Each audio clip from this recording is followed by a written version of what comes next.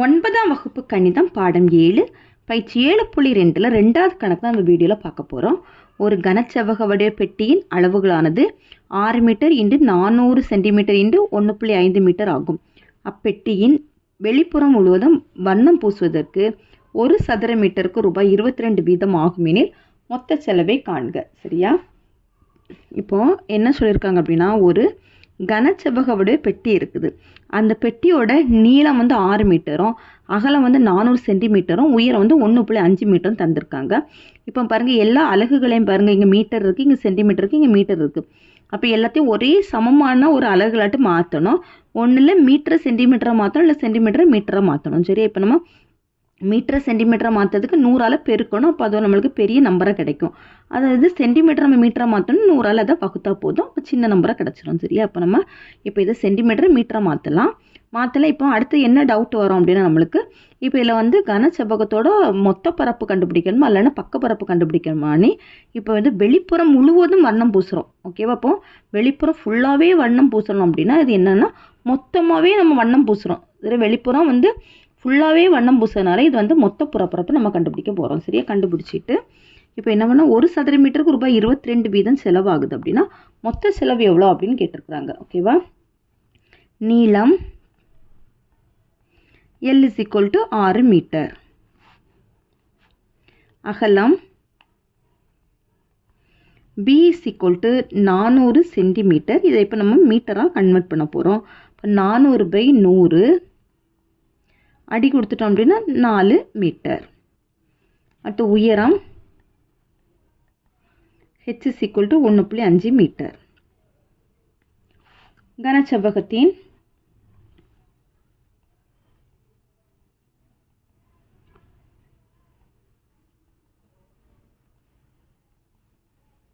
மொத்த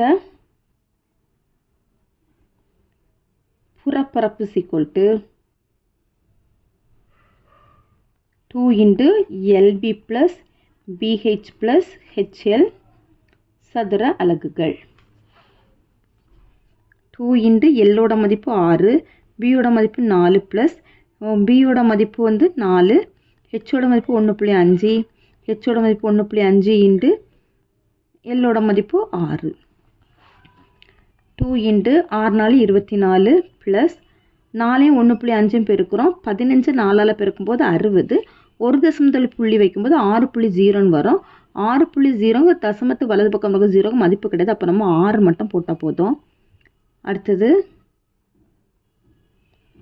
ப்ளஸ் 15 6ஆல் பெருக்குனா 90 கிடைக்குமா? இப்போ இதில் ஒரு தசம் இருக்குனால ஒரு தசமத்தில் புள்ளி வைக்கும்போது 9.0.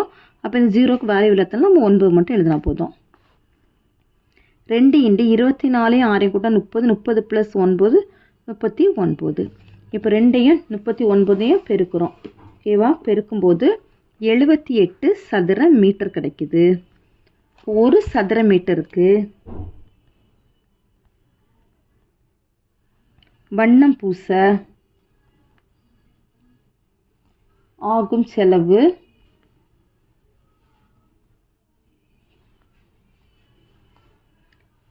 எவ்வளோ ரூபாய் அப்படின்னா ரூபாய் 22. Therefore 78 சதுர மீட்டருக்கு வண்ணம் பூச